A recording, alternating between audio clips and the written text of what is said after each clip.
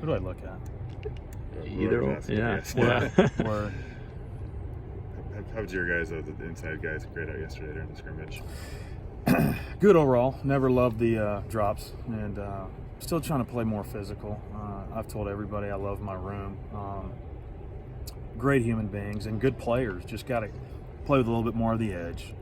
Which, when you play against your teammates for like whatever, feels like 100 days to them, that gets rough, and you want to be smart with your own boys. But overall, pleased. Trying to play fast, and I think we got a little bit of depth, so that's good.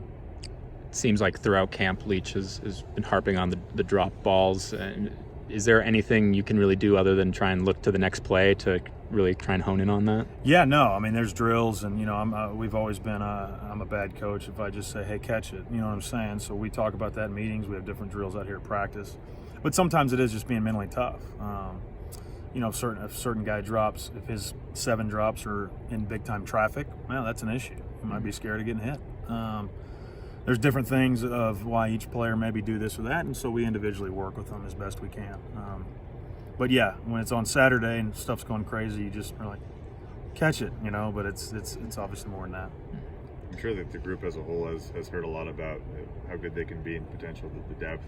Do you think it's a group that's been pretty good at tuning that out and still pretending like maybe they're one of the better groups in the conference right now? Yeah, you hope so. We always do it as coaches, but again, you can, sometimes ride as much as you tell them to hydrate, and somebody gets a cramp. You know what I mean? We can't look over them 24 hours a day. But I know in my room we got plenty of challenges. Other than Cassidy, we're small. People are going to use that. I just think about different teams on my mind right now and who their talent and personnel are on defense, and so I hope our guys don't think they've at all, arrived. We've got some guys that have some catches that have played a lot, but a lot of times that doesn't always translate into just the next year. So, but I think we're in a good place overall.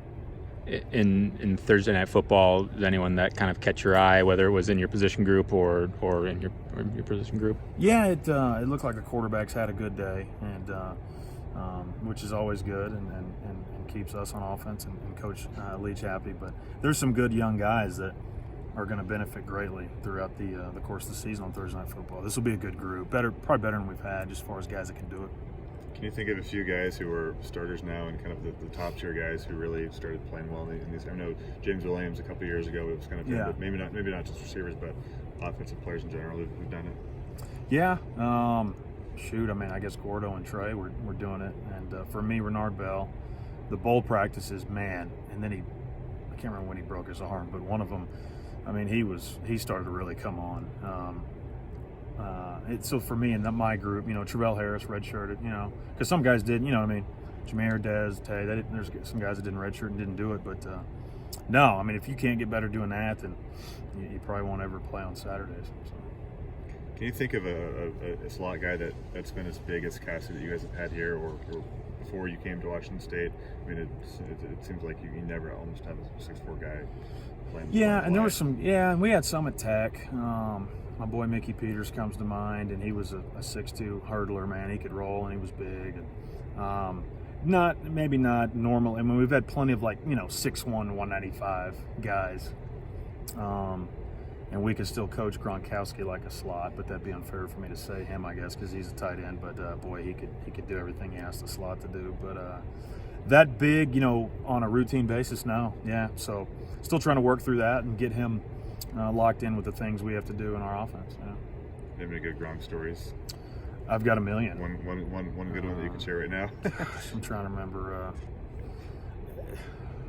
Yeah, probably not. All I know is there a PG one?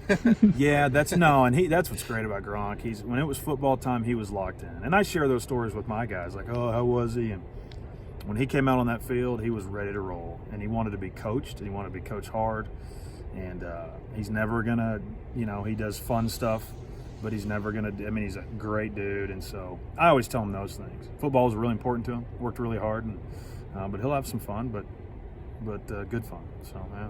Is it going to be a little strange to see him out of the league this year?